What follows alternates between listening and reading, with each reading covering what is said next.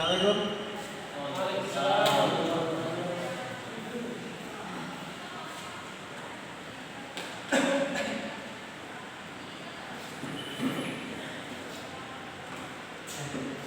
Assalamualaikum warahmatullahi wabarakatuh.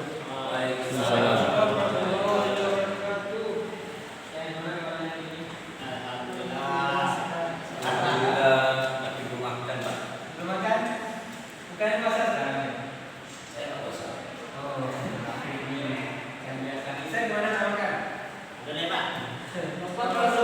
Puasa. Puasa. Bisa. Bisa jadi teladan. Nah, aku kebetulan tadi ada sedikit nggak sempat puasa. Baik, untuk kali ini pertama mari kita awali dengan sama-sama melafazkan basmalah. Bismillahirrahmanirrahim. Kemudian Afif silakan izin doa. Baik. Sebelum mulai pelajaran kita pada pagi hari ini, alangkah baiknya kita berdoa. Amin. Berdoa selesai. Ya. Kita cek dengan dulu. Baik.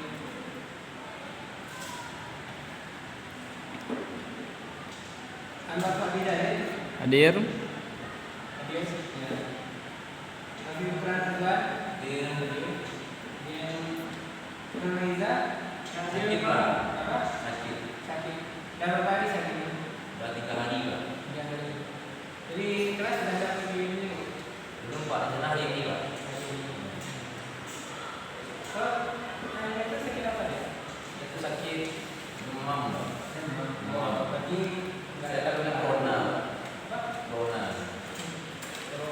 Saya kira corona saya demam. Oh, nah, kita lanjut. Bisa Mas Ari? Pak. Bisa minggu kemarin mana? Cabut ya, Pak. Ya tahu ya. Dia cabut. Pak, ada urusan keluarga di rumah, Pak. Saya keluarga. Ya, Pak. Pantas cabut ya. Kenapa ada izin? Sudah disebut sama Pin, Pak. Iya, Pin nggak jadi izinkan itu. Ya berarti minggu kemarin apa ya? Nah, ada kabarnya. Nurul Fajri. Fajri kenapa pakai sendal? Saya ini hujan Pak, jadi seperti basah. Emang sepatu cuma satu? Iya Pak. Oh. Besok kalau nggak ada sepatu bilang apa ya? Apa tadi kan Pak? Nah, nanti Pak usulkan membeli beasiswa. Kemudian Anas Ali Ibrahim, Ada Pak. Ayolah. ada yang tahu mengenai? Ada yang sedang jalan ke sini Pak. Oh, ya. Mungkin memang karena hujan. Yaitu kehadiran. Selanjutnya apa yang sedikit mengulas materi minggu kemarin kita sudah membahas mengenai sejarah masuknya Islam ataupun awal perkembangan Islam. Dan pekan sekarang kita akan coba membahas mengenai bagaimana sejarah masuknya Islam ke Indonesia. Yang kemarin itu baru di Jazirah Arab, sekarang bagaimana perkembangan Islam di Indonesia. Ya, sebenarnya minggu kemarin ada apa sih tugas? Tidak. Enggak. Coba Pak lihat dulu ya.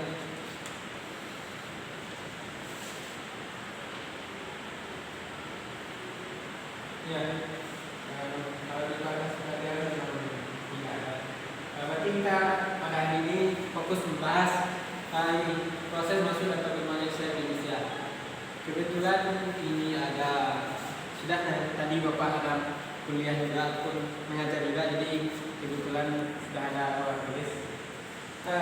Sebenarnya Bapak hari ini mau menampilkan video, namun karena proyektor nampaknya tidak ada, jadi videonya mungkin nanti apa kita lihat di pertemuan selanjutnya. Karena kalau sekarang nanti waktunya terlalu lama.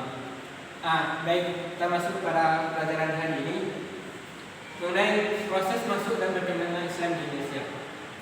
Kira-kira dari masuknya Islam ke Indonesia, ada yang tahu kapan sebenarnya Islam pertama kali ada di Indonesia? Tahu, Pak. Ya, tapi tahu? Menurut Marco Polo, Pak. Ya. Masehi. Itu awalnya di mana?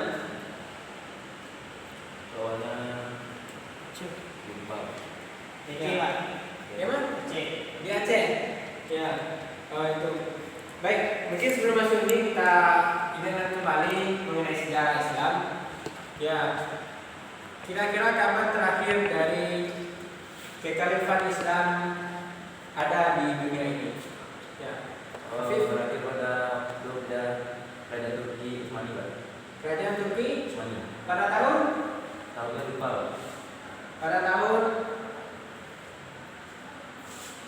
19 berapa? 1924. Jadi kerajaan Islam dipimpin oleh satu khalifat pemimpin itu berakhir pada tahun 1924. Ya, kemudian dari sejarah Islam kan pada awal mulanya Islam dibagi di dalam dua periode Mekah dan periode Madinah. Ya, ada yang tahu di periode Mekah dan Madinah berapa tahun? Bisa fokus salah, bisa. Nanti singkirkan dulu yang mengganggu ya. Jadi sedikit kita ulas yang sebelumnya bahwa Islam itu pada masa Rasulullah berkembang dalam dua masa atau periode Mekah dan Madinah. Di Mekah Rasulullah SAW berdakwah menyebarkan Islam selama 13 tahun. Kemudian di Madinah selama 10 tahun. Ya, baik. Kembali kita ke materi kita, proses masuk dan perkembangan Islam di Indonesia. Ya, ini proses perkembangannya ada beberapa teori, kemudian saluran-saluran bagaimana masuknya Islam ke Indonesia. Pertama dari teori, ada 3 teori yang pertama. 3 teori. Pertama dari teori Gujarat, teori Persia, dan teori Arab. Teori Arab mengatakan bahwa Islam pertama kali masuk ke Indonesia pada abad ke-7 Masehi. Sebagaimana disampaikan tadi dibawa oleh berdasarkan catatan Marco Polo. Kemudian teori ketiga yaitu teori Gujarat mengatakan bahwa Islam masuk ke Indonesia pada abad ke-13 Masehi. Kemudian teori ketiga, teori Persia juga mengatakan bahwa Islam pertama kali masuk ke Indonesia pada abad ke-13. Jadi sebenarnya ada beberapa teori ini, namun secara umum para ahli sejarah mengatakan bahwa pertama kali Islam masuk ke Indonesia itu pada abad ke-7 Masehi atau pada abad ke-1 Hijriah. Salah satu tandanya adalah ditemukannya makam Fatimah binti Maimun di mana? Di mana? Di Kutai. Di Gresik, Jawa Timur. Jadi itu sebagai tandanya. Ya, itu jadi beberapa teori ini. Secara umum para pakar sejarah mengatakan bahwa abad pertama ataupun pertama kali Islam masuk ke Indonesia itu pada abad ke-7. Lalu baru pada abad ke-13 ini berdasarkan teori ini Islam berkembang dengan pesatnya. Baru dikenal secara ramai oleh masyarakat. Ya, Fajri bisa diperhatikan ke depan. Ya. Jangan bicara dulu ya. Nanti kamu tidak dapat materinya. Selanjutnya kita lihat bagaimana jalur masuknya Islam ke Indonesia. Sebelum Bapak buka, kira-kira siapa yang tahu apa saja jalur-jalur masuknya Islam ke Indonesia? Ya, Fajri silakan. Perdagangan, Ya, perkawinan, perkawinan. itu saja coba. Cuma 2. Senian, Pak. Ya, bisa? Senian. Kesenian. Tahu. Politik, terus politik dan ya, Afif ada lagi? Yang baru mereka. Nggak perlu mereka. Berarti nggak ada tambahan nanti. Ya, jadi ini ada beberapa jalur masuknya Islam ke Indonesia. Pertama melalui perdagangan. Ya, ini tidak bisa kita elakkan karena Rasulullah dulu menyebarkan Islam di Mekah dan Madinah itu salah satunya juga melalui perdagangan. Yang mana kalau ke Indonesia masuknya di tepi barat pantai Aceh itu memang sembari berdagang, orang-orang yang datang dari Arab itu juga sedikit demi sedikit memasukkan ajaran Islam, sehingga dengan berlangsungnya hal demikian dalam waktu yang lama, maka menyebabkan Islam berkembang di Aceh dan menyebar ke seluruh wilayah Nusantara. Itu yang pertama. Kemudian yang kedua adalah melalui perkawinan. Jadi melalui perkawinan ini ada istilahnya orang-orang pendatang yang menikahi orang-orang pribumi. Ya, dengan menikahnya dengan orang-orang pribumi, maka secara tidak langsung orang-orang Islam yang datang dari Arab akan menyebarkan Islam kepada keluarganya. Jadi ini merupakan salah satu juga cara yang efektif bagi orang-orang yang datang dari Arab untuk menyebarkan Islam di Indonesia. Kemudian yang ketiga, melalui kesenian. Ya, melalui ini banyak digunakan oleh para wali yang ada di Indonesia. Apa namanya? Di Songong. Wali Songong. Songong. Jadi sebelum wali itu mereka tidak menyebarkan Islam secara langsung, namun namun mereka memasukkan Islam ke dalam kesenian-kesenian. Artinya tidak merubah secara langsung, namun secara perlahan-lahan. Wah, kesenian ada kesenian wayang, kesenian kaligrafi. Jadi di dalam biasanya wayang itu tidak ada unsur-unsur keislaman, maka oleh wali Songong itu dimasukkan unsur-unsur keislaman di sana, sehingga secara tidak langsung sudah menyebarkan Islam ke masyarakat sekitarnya. Kemudian yang selanjutnya adalah melalui tasawuf. Ya, ini memang agak sedikit rumit, namun berkat ini juga Islam dapat berkembang di Indonesia. Salah satu bentuknya itu dengan mengadakan pesantren-pesantren dan juga lingkaran-lingkaran. Artinya nanti para masyarakat itu diajak untuk berkumpul dan diajak untuk berdiskusi mengenai Islam. Itu dari pokok tasawuf sendiri. Kemudian yang selanjutnya adalah melalui jalur politik. Melalui jalur politik ini seperti kita katakan bahwa para pendatang dari Arab itu secara perlahan-lahan mereka masuk ke dalam tatanan pemerintahan Indonesia. Pertama mereka mendekati pemerintahan, lalu mereka memegang kekuasaan. Maka dengan kekuasaan itu mereka dapat menyebarkan Islam dengan kekuasaan yang mereka miliki. Karena ini juga sangat besar peluangnya. Kalau coba perhatikan, satu orang hanya mengajak satu orang, jadi itu cukup lama waktu untuk penyebaran.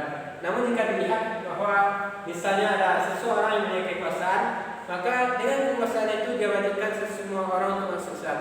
Itu banyak orang yang akan masuk Islam ketimbang dengan cara pribadi-pribadi. Ya, ini berapa saluran masuknya Islam ke Indonesia melalui perdagangan, perkawinan, kesenian, tasawuf, politik. Dan ada satu lagi, kira-kira ada yang tahu satu lagi jalur perdagangan, jalur masuknya Islam ke Indonesia. Afif, bisa fokus? Ya, kira-kira apa satu lagi jalur masuknya Islam ke Indonesia? Laut. Apa? Laut. Itu masalah geografis, bukan masalah bagaimana teknis masuknya di Indonesia. Satu lagi adalah ya, betul. Jadi yang selanjutnya adalah melalui pendidikan. Nah, jadi melalui pendidikan dengan mendirikan pesantren-pesantren, mengajarkan Islam masukkan ke dalam kurikulum sekolah, maka secara tidak langsung ini juga termasuk ke dalam saluran penyebaran Islam ke Indonesia. Jadi itu berapa materi mengenai proses masuknya Islam ke Indonesia. Ada 3 teorinya, kemudian ada beberapa jalur masuk Islam ke Indonesia. Jadi untuk hari ini mungkin itu yang kita bahas terlebih dahulu, bagaimana masuk dan teori-teori perkembangan Islam ke Indonesia. Kira-kira ada pertanyaan, silakan. Jadi ada pertanyaan, silakan. Biasanya Fajri selalu bertanya. Ada? Ya, Afif gimana? Ada pertanyaan? Tidak? Ya, cukup. Berarti paham? Paham? Ya, coba Afif sebutkan 3 teori masuknya Islam ke Indonesia. Teori. Ya.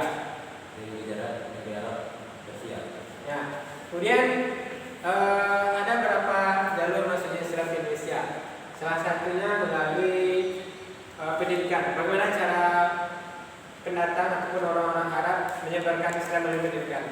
Kira-kira ada yang tahu? Silakan. Pendidikan. Iya. Bagaimana metodenya? Pas. Pas. Tadi Pak tanya, bertanya tidak ada yang mau tanya. Ketika ditanya tidak bisa menjawab. Ya mungkin dapat simpulkan. Jadi untuk hari ini kita cuma membahas proses masuknya Indonesia, pertama teori dan juga jalur-jalurnya. Teorinya sebagaimana disampaikan oleh Hafiz tadi ada teori Arab, Gujarat, dan Persia. Kemudian jalur masuknya ada perdagangan, perkawinan, politik, tasawuf, pendidikan, dan kesenian satu lagi tadi. Nah jadi untuk hari ini mungkin itu yang kita bahas. Untuk pekan besok, insya Allah kita bahas bagaimana penyebaran Islam yang dilakukan oleh para wali. Apa tadi? Wali? Wali Songo.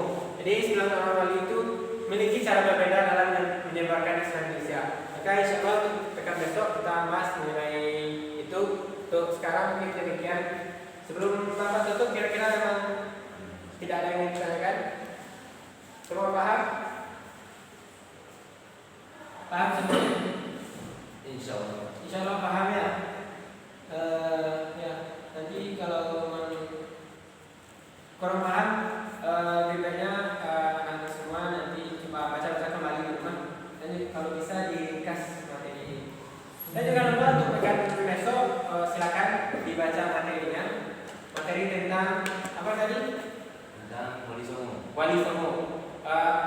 Siapa orang-orangnya itu, nama, kemudian bagaimana cara mereka menyebarkan Islam di Indonesia.